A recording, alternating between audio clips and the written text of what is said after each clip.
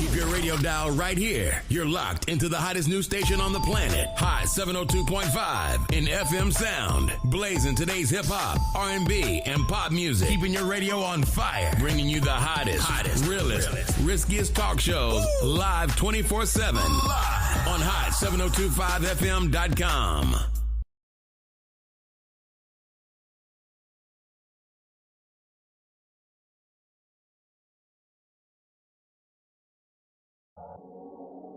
What's going on, everybody? It's your main man, 360, the poet from the Morning Wood, and I'm here to talk to you about the Sci-Fi Center. It's your Vegas home for science fiction, horror, and fantasy. From comic books, toys, and posters to movie screenings and live events, they've got you covered. Located at 900 Karen Avenue, Suite B209, give them a call, 702-900-4335, or reach them at thescificenter.com.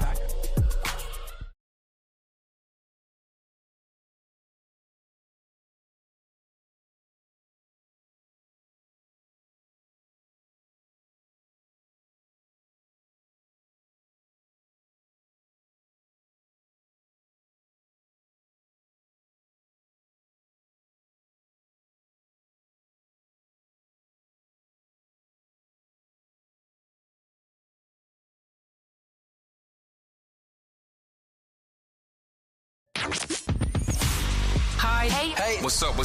All your favorite artists. Check it out. Say my name. DJ Khaled. This is Mila J. Bruno Mars. On hot 7025fm.com.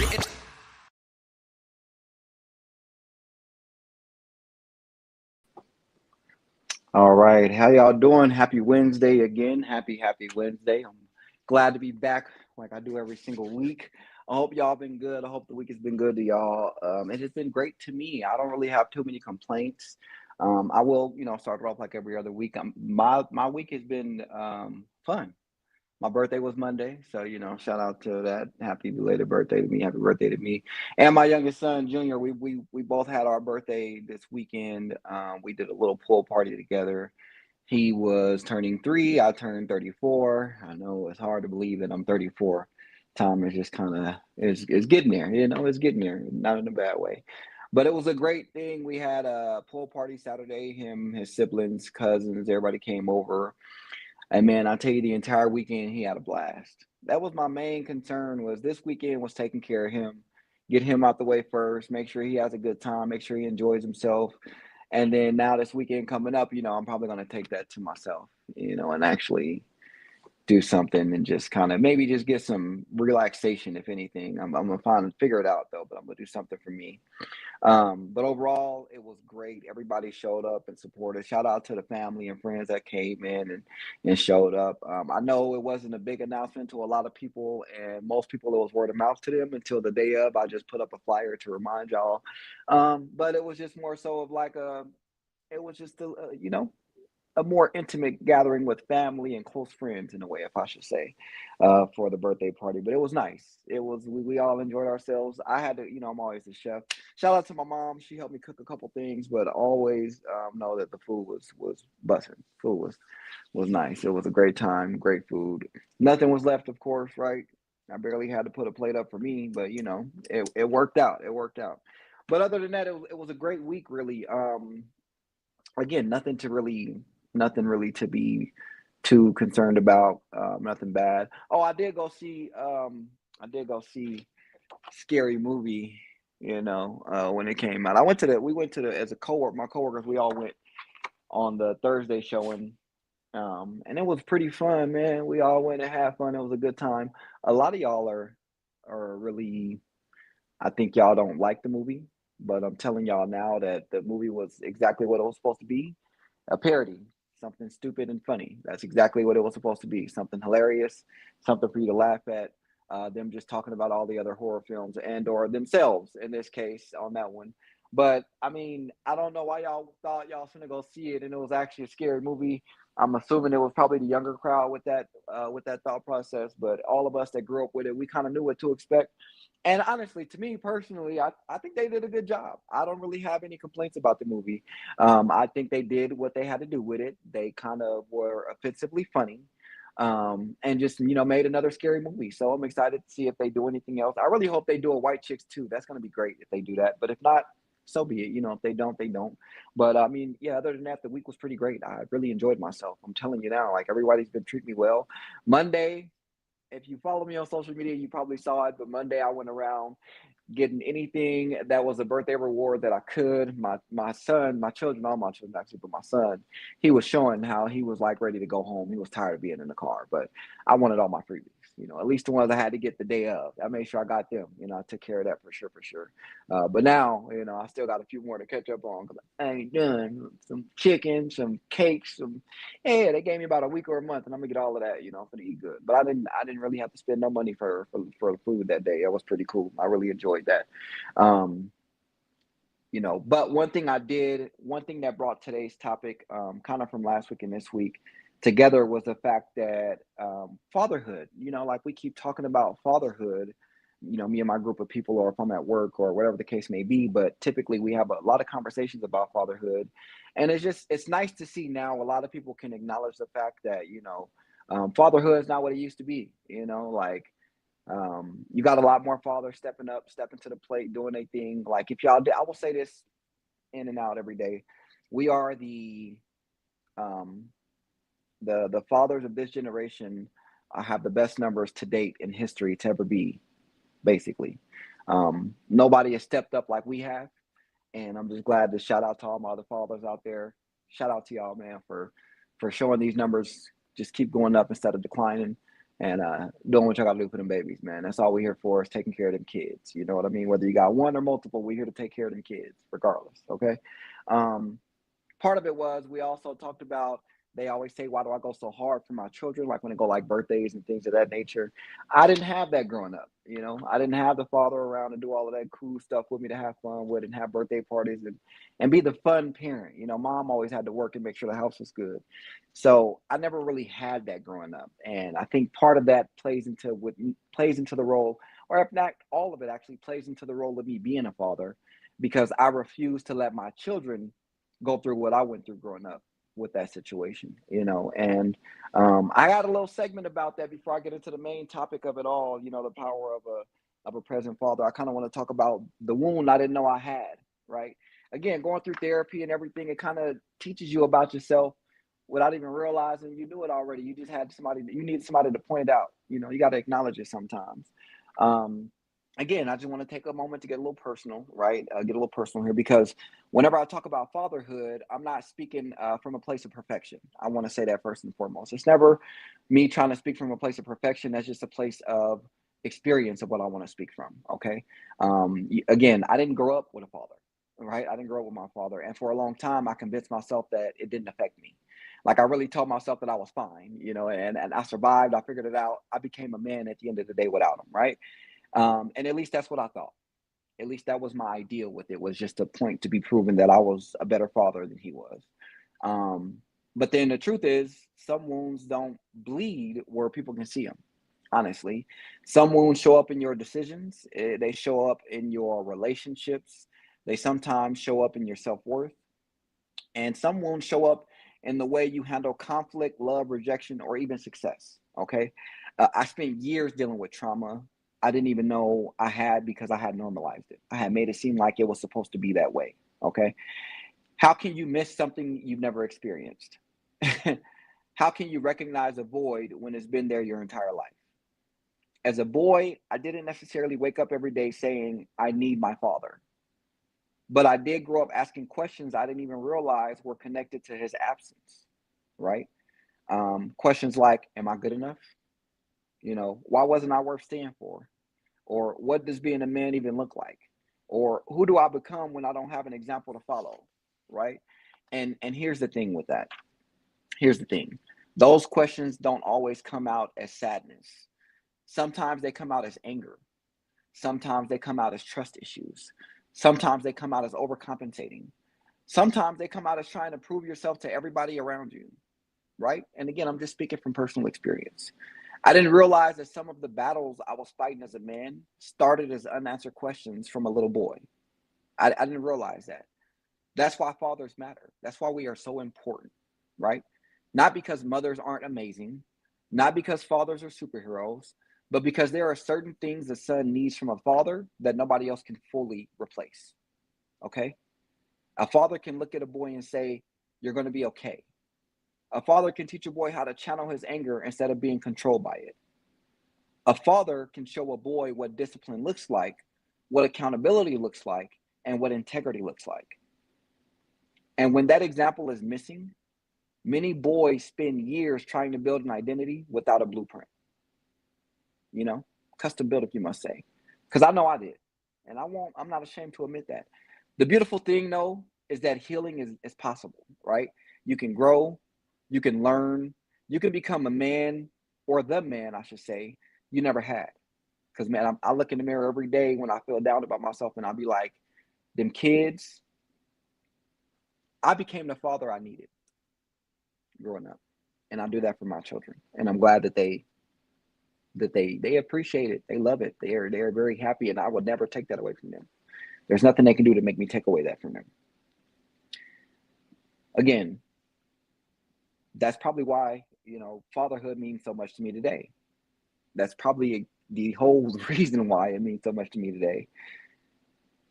Because every time I show up for my sons, my daughters, every time I have conversations with them, every time I teach them, hug them, encourage them, or simply just sit and listen to them, I'm giving them something I wish I had.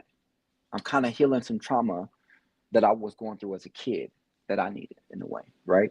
Not because I'm trying to be a perfect father, but because I know firsthand what it feels like to grow up without one. And if you're a father listening right now, understand this. You may think your presence isn't a big deal, but it is. You may think your son doesn't notice, but he does. You may think he'll be fine without you, and maybe he will, but he'll be better with you. Because boys don't just need providers. They need examples, guidance, and presence, okay? Sometimes the greatest gift a father can give his son isn't money, advice, or even protection. Sometimes it's simply being there. Because a father's presence can answer questions a son doesn't even know he's asking, didn't even know he would have to think about. I'm just being honest. And that's from, me growing up. I didn't have none of that. And I would never do that to my kids. I just can't. I see how detrimental it is for me to be around, or how important it is for me to be there for them in their growth, in their life. So I have to be there for them. You know what I mean? Again, now I just kind of want to talk about the power of a present father, because we know there are many out there. Okay. We know there are plenty out there, and we know that, yes, it's not worldwide, but it's gaining traction. People are starting to notice. People are starting to see, because if we keep showing up, then we get to keep showing out. We do. Again, today, I just want to talk about fatherhood. And before y'all get on here with all of that, I'm not talking about baby daddies. I don't want to talk about child support. I don't want to talk about social media fathers, not the Father's Day once a year. We're talking about fathers, okay? Actual fathers that are there and present, okay? The men who show up, the men who stay, the men who sacrifice, the men who lead, the men who teach, the men who protect, okay? That's who we're talking about today. Now, before we even get started, let me make something crystal clear. Today's show is not about attacking mothers. I don't ever want to attack anybody or seem like I'm attacking anyone. This isn't a competition. This isn't men versus women. This isn't fathers versus mothers. Children need healthy parents, not parents, plural, okay? Healthy mothers, healthy fathers, healthy adults. That's what they need. That's what they require. The goal today isn't to diminish the role of mothers. The goal is to highlight a role society often overlooks: the role of fathers. Because somewhere along the way, we started treating fathers as optional. I hate that. We started treating them as optional, as if dad was just extra credit on an assignment, or if he was a bonus feature on a movie disc or something, or if he was a freaking, or if dad was only necessary when it was time to pay a bill, if he was just a paycheck. But research, as we know, it says otherwise. Research says so much more. It says life says otherwise. And many of us sitting here today can say from personal experience, if I must say, that dad mattered, right? Okay. whether he was there or whether he wasn't. Because even the father's absence leaves a footprint, right? Um,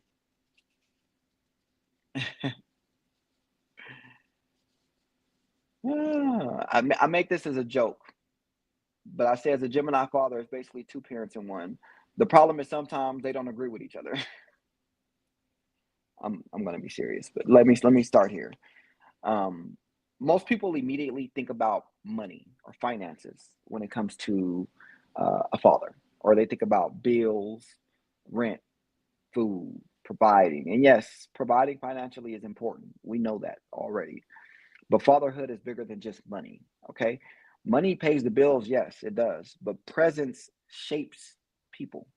It shapes the reality of the kids around and everyone around for you. Um, a father provides identity, right? We know that much. Direction, security, confidence, right? Protection.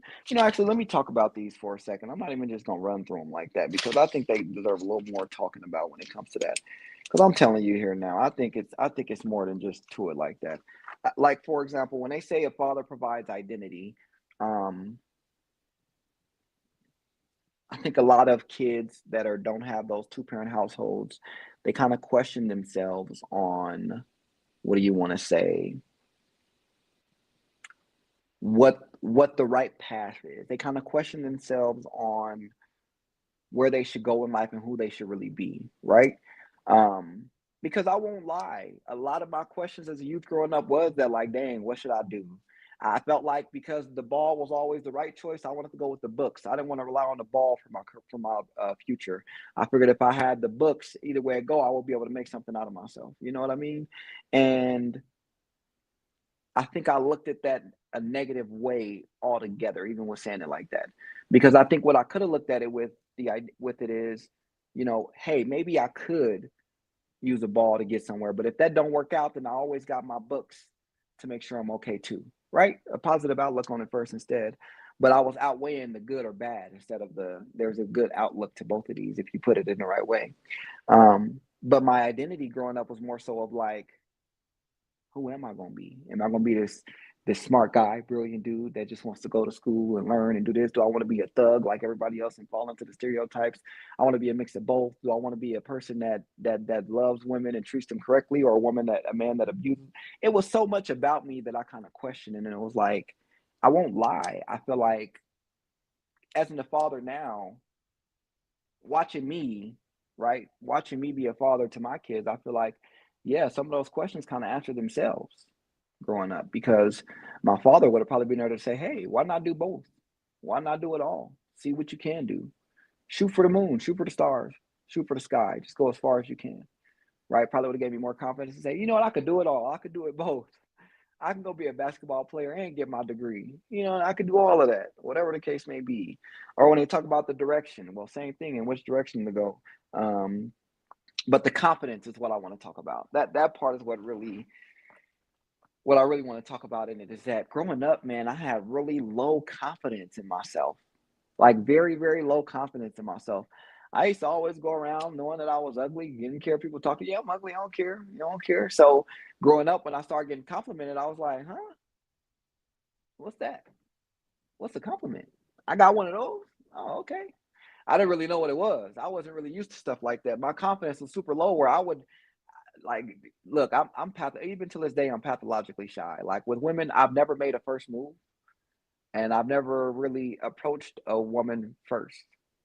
I maybe if you want to consider my comedy a way, but I always feel like if I make a joke and somebody comes to me about it or they hit me up about it or jump in my DMs or they come and start talking to me, at that point I got you to come to me. So I didn't really approach you first. I just kind of used my laughter as a way to, make it work. But I've never done none of those things. I mean, I'm not ashamed to say it, but um, I think it's because having that low confidence as a kid, right? Growing up, I didn't really feel confident enough to be able to approach a woman and actually say hi to her, try to get her number or anything like that. And I'm not saying that now at this age, I'm probably like I'm obsolete to it. I don't want to do it. I'm pretty sure I have the capabilities of doing it, right?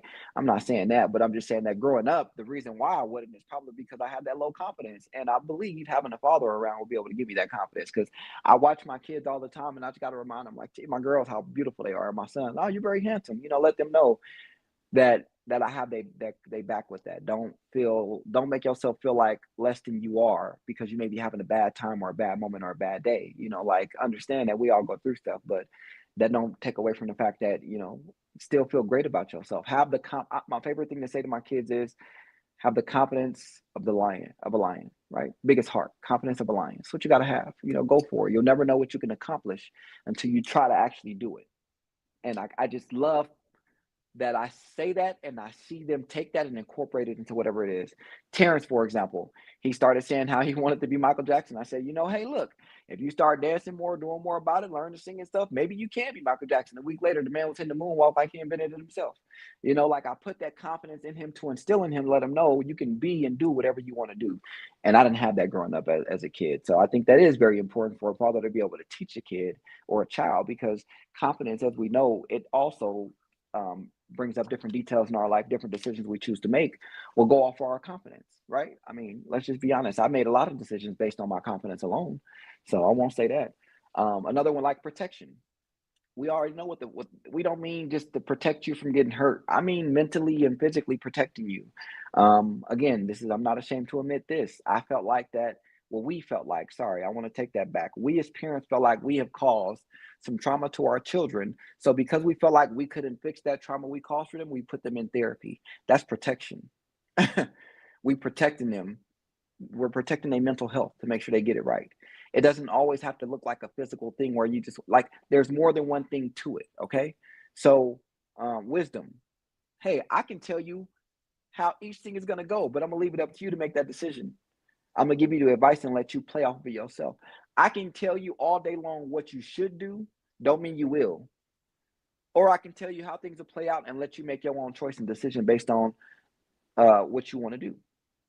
Simple as that. Knowing that you're my children, you're gonna outweigh the pros and the cons and go with the better option for you. Sometimes sacrificing means you don't get exactly what you want, but you get what you need. Hey, it is what it is. Or just accountability.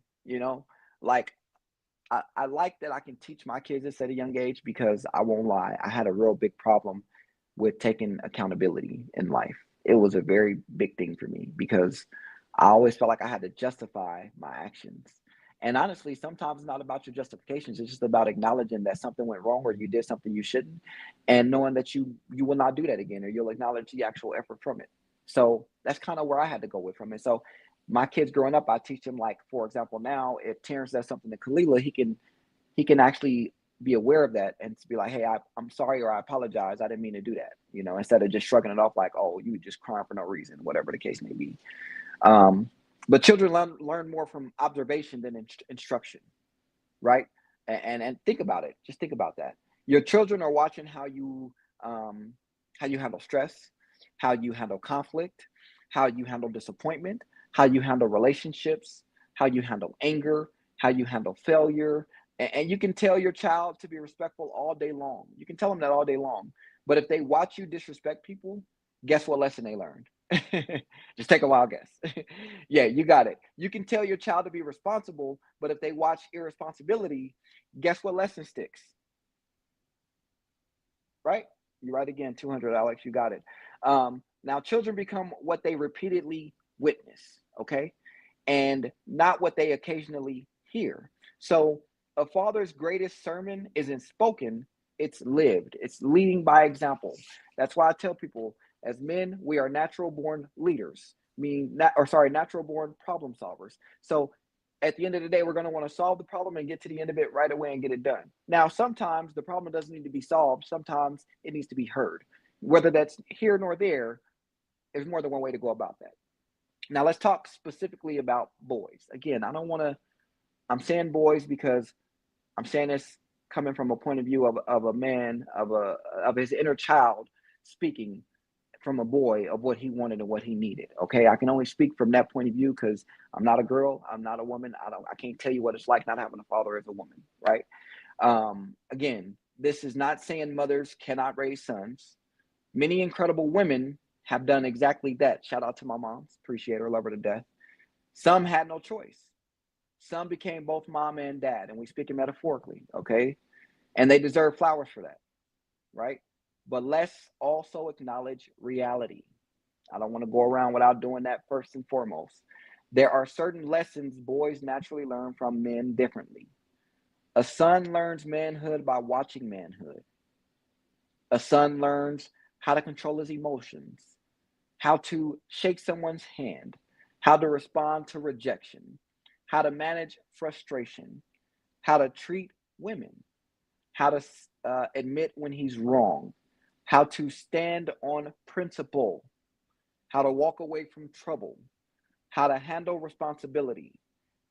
A father isn't simply teaching words, he's modeling behavior. That's what we have to do. So he's called a male role model. And boys desperately need examples, not influencers. Man, I'm telling you, if it wasn't for me just being observant, I probably wouldn't be I would probably be in a worse situation than I'm in today. You know, they don't need, not TikTok, not YouTube personalities. They need real life examples. Real life examples, seriously. Someone they can touch, someone they can call, someone they can observe, someone who can say, come here, son, let me show you. It's simple and easy as that. Come here, son, let me show you, okay? And as a father myself, I think about this often. My sons are watching me every single day, okay? Not just when I'm speaking, not just when I'm dressed up, and not when I'm successful.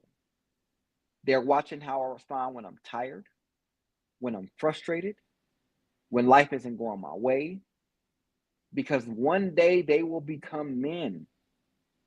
And whether I realize it or not, I'm helping write the blueprint right now to what they need to follow. I mean, I'm sure y'all know I realize it because I tread lightly with my kids, and man, it's being a parent is a tough job, but somebody got to do it. It's a tough job, but I love it. I wouldn't trade it for any other one. You know what I mean? Now, one thing that people keep questioning was that should boys spend more time with their fathers as they get older? Now, here's a conversation, again, many people will avoid. And I want to approach it respectfully, okay? Very respectfully. I'm not saying boys belong with fathers. That's not my intention. I'm not saying mothers aren't capable. I'm saying there are seasons in life where a father's influence becomes increasingly important, particularly during adolescence. When boys start asking questions like, what is a man? What are you going to say to answer that? You want to give them the textbook definition? Or when they say, what does masculinity look like? How do I handle attraction?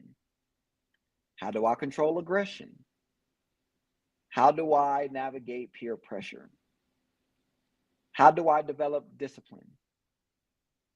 How do I become responsible? These are conversations fathers are uniquely positioned to help navigate. Notice it did not say only fathers.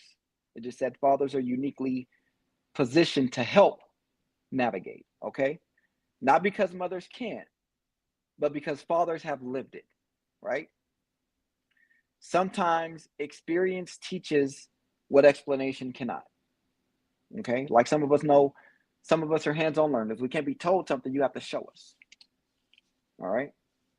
A healthy father figure gives a son daily demonstrations of self-control, respect, discipline, leadership, and those demonstrations become life lessons. Okay, they become real good and real big life lessons, especially for the boys. I'm telling you. And I told my son if he wanted to be a man, he had to start acting responsible. He immediately asked if that meant paying bills. And I told him, absolutely not. Let's not get crazy. Man, I try to explain to him, like, even though bills are a part of your responsibility, your actions are also a part of your responsibility. You have to basically learn every responsibility without overwhelming yourself, right? Because they're not all going to hit you at one time when it comes to responsibilities. But things like this, yes, bills are a responsibility. Yes. Your siblings, I mean, well, as a man, your family, your loved ones, that's a responsibility. Your job is a responsibility. You have more than just your mental health is a responsibility. Your physicality is a responsibility. Whatever the case may be, but there's more. It's more to it than just paying bills. So I don't want him thinking that just because he's going to pay all the bills, he's a man. Because I could be paying all the bills as a man, but I could be treating my kids bad, treating my spouse bad. I could be doing all of that and be like, yeah, I'm a man. No, you're a bad man, a really bad man. But that's not the blueprint I want to set. So I try to do it in a way of not bringing up the negative things to him, but by showing him the positive side to the questions he may have. Yes, he's aware of the bad sides too, but I don't want him solely focused on the negative to where he forgets there's a positive. I think that can distract him and kind of push back on what I'm trying to do to help him mold himself, right? Or at least that's how I feel. It's all my personal opinion. Now, I want to talk about what the research actually shows. I like to go off of facts so we don't have any invalid arguments, okay? Because if you are trying to argue with facts, it's just illusion. I'm going to just say that. Now, let's talk facts. Children with involved fathers consistently show higher graduation rates, higher confidence, lower crime involvement, lower substance abuse rates, better emotional regulation, stronger academic performance, better long-term relationship outcomes, right? This is why I say it's so important for us to be around as well as fathers. Look at all of the bonuses, the positives we get just from being there. Research has also found that stable single-father households often perform similarly to, and in some areas better than, average outcomes seen across many family structures, like two-parent households. Now, before anybody starts clipping that for social media, I might do it myself, but the whole part, not just that part. Let's understand the lesson. This lesson is not fathers are better than mothers. That is not, nope, we ain't doing that. This lesson is involved parenting works. Structure works. Consistency works. Accountability works. Leadership works. Presence works. The takeaway isn't that mothers are failing. The takeaway is fathers are powerful. And society benefits when fathers are engaged. That's what I want this takeaway to be. That's exactly what I want it to be. As simple as that. It's not a war. We're a team. We're not going against each other. It's us against the world. Not us and the world against each other. That's not the case. No. And before y'all go on, of course, I didn't forget to add in a tad bit about why fathers matter for daughters, because we're going to talk about it all here. When it comes to being a father, and especially when you have a daughter and a son, I have to have such a balance I never knew I had. It's crazy on how I have to do things in my household with my kids, because it's a mixed household of boys and girls. Gentlemen, I'm telling you right now, your daughter is watching everything you do. Everything. She's learning, she's observing, and often her first understanding of love comes from you. That's her first understanding of it. You teach her what respect feels like, what safety feels like, what consistency feels like, what healthy boundaries look like, and also what protection feels like, right? Again, I got to say this again. Not through speeches. through behavior. If your daughter watches you keep your word, she learns trust. She learns what that looks like, what it can feel like, what it should be like. If she watches you show respect, she learns respect. If she watches you love responsibly, she learns what healthy love looks like. Okay?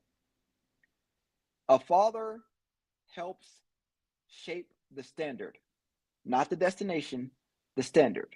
And the reason why that's so important to me is because a lot of men don't think that their children or their daughters are old enough to even know what they are doing or what's going on. But I'm telling you, children are more curious than you would believe. They're smarter than you give them credit for. They are very observant.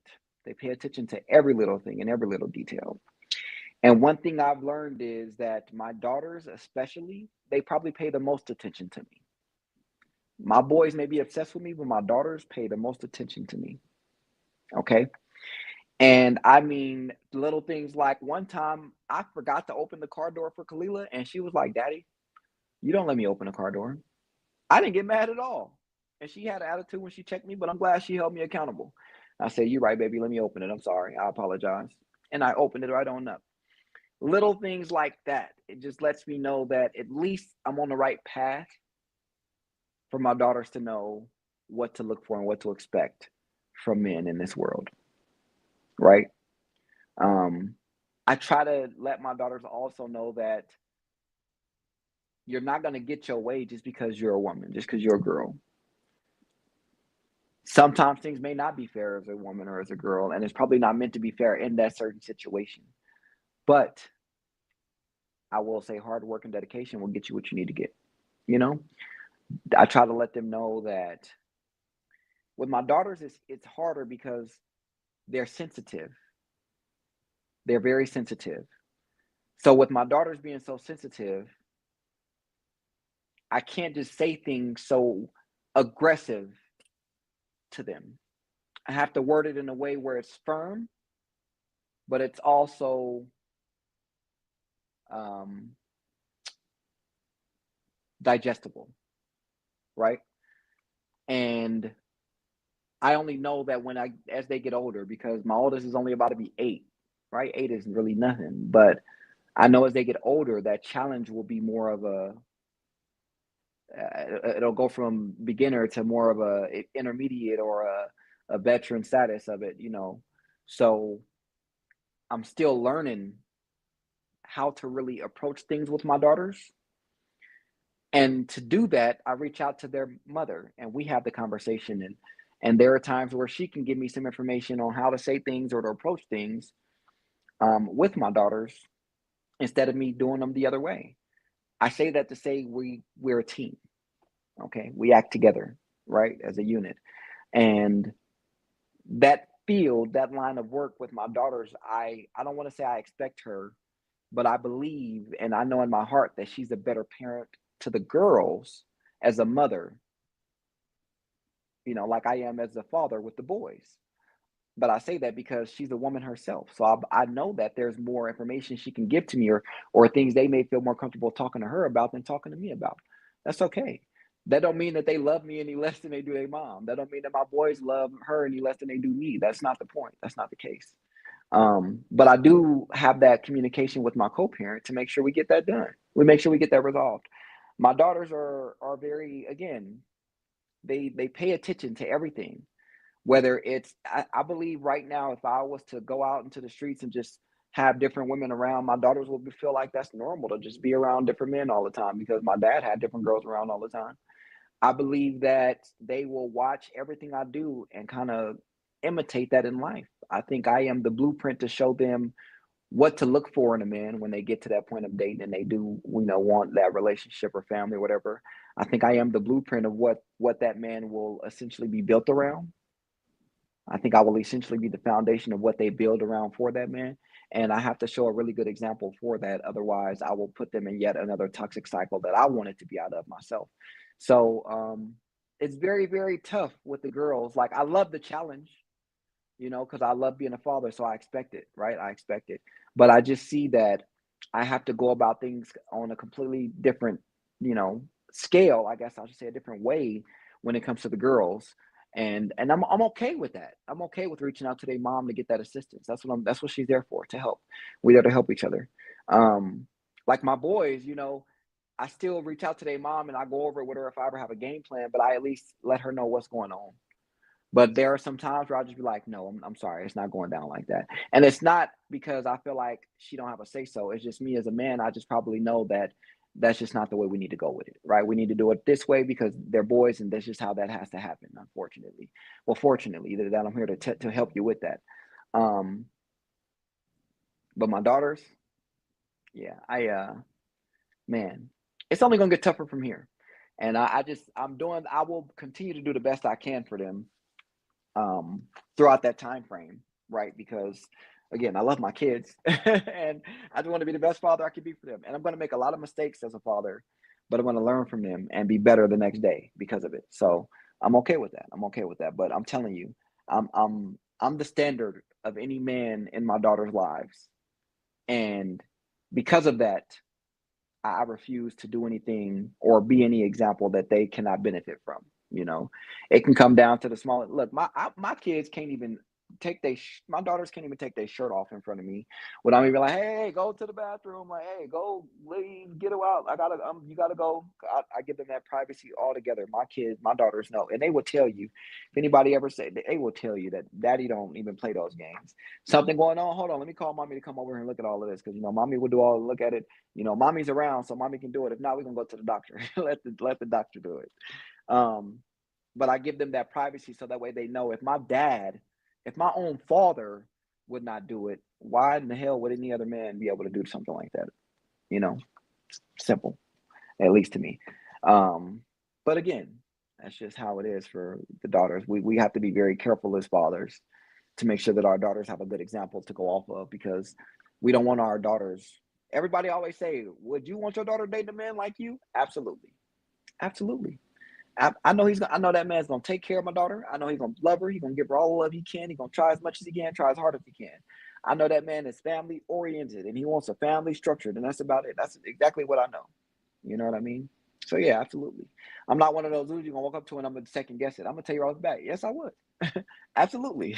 Absolutely. So I say that because as men, we have to set that standard across the board. We have to do better and be better, right? To be better fathers, better examples, better foundations. Now let's have a real conversation. Another real conversation. Many fathers are struggling. I know y'all struggling. I know, because I'm there too sometimes.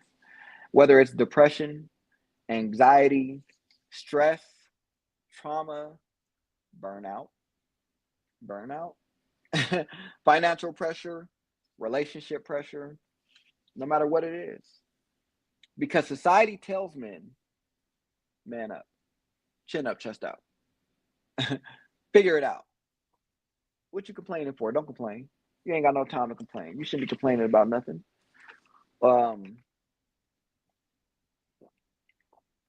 But unhealthy fathers struggle to create healthy environments, right? Why do I say it like that? Because this is why healing matters. Therapy matters. Accountability matters. Emotional awareness matters, right? A healed father can break generational curses. An emotional, healthy father changes bloodlines, right? Sometimes the strongest thing a father can do isn't be tough. Sometimes it's just saying, I need help, right? Why do I say that? As a father, as a man, I've always grown up thinking that I can't ask for help. That's weak. What am I asking for help for? I better go figure it out and find out what it is I need to do. Help? I ain't helping nothing. I ain't getting no help from nowhere. And then I slowly started to realize that my pride set me back so much because I didn't want to ask for help. And there were people willing to help me, people willing to give me a leg up, and I just turned the other cheek. That wasn't smart, but that was the unhealthy version of me. I didn't know that reaching out for assistance is okay. I didn't realize that some people can pull a ladder down for you to climb up. I didn't realize that some people do have advice that you can let go in one ear and not go out the other. I didn't realize that. I didn't think that was even possible. Um, I just didn't. I just figured I had to kind of figure it all out. So that's a good point to make because, again, growing up, I was that kind of man where I didn't think that was even possible or necessary. I didn't think that saying I needed help was something that I should be even voicing out loud. I thought that me telling people that I need help is something to me saying, oh, you weak. You can't do this alone. You can't be a man. You can't be a father. You can't even get this done. You can't even figure this out. In all reality, it would be people saying, oh, you need some help? You need some assistance? Where are you stuck at? What you need help with? What have you done so far? What research have you looked into? I'm telling you, people have shown me sides of myself that even I probably didn't know that I really had. And I say that in a way of like, I didn't know that certain things were even possible for me. You know, up until about a year and a half ago, I didn't even think I'd be able to lead a country. And I went to London, had a really good time. And it was great. You know what I mean?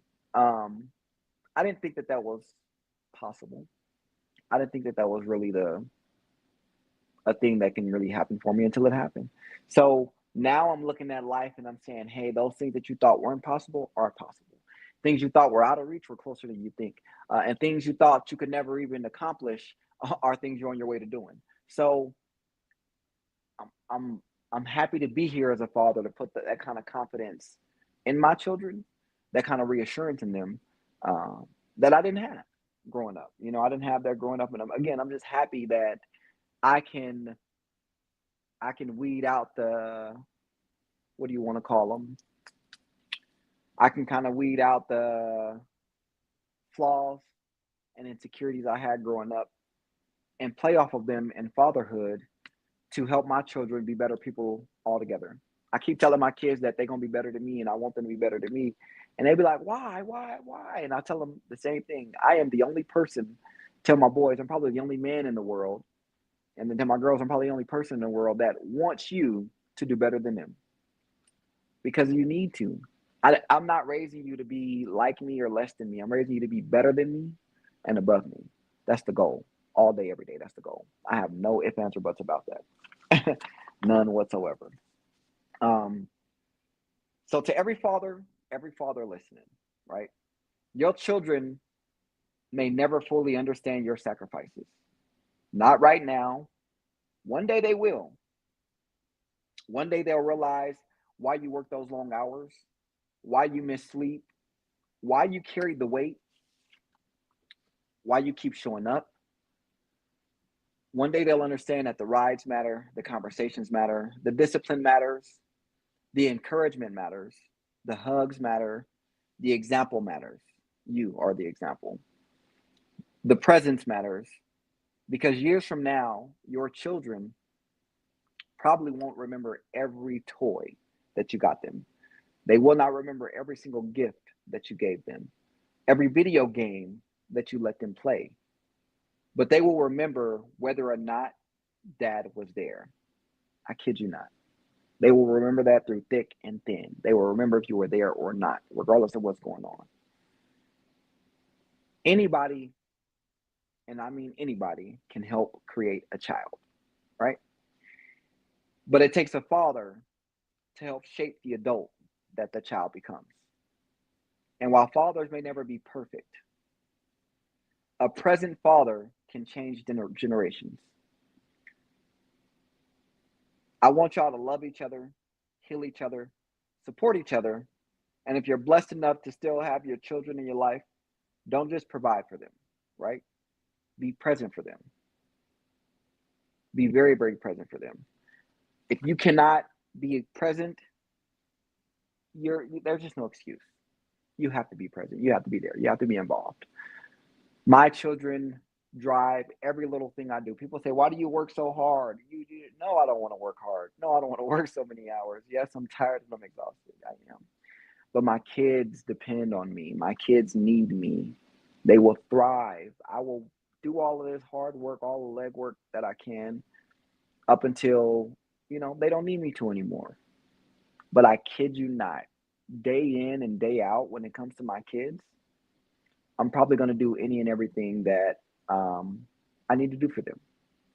Everyone keeps saying, oh, you haven't had a day off, you haven't had a day to rest, maybe you leave the kids with mom and you'll be okay. And although that may seem feasible and that may seem reasonable, I have a hard time not answering the phone when my kids call.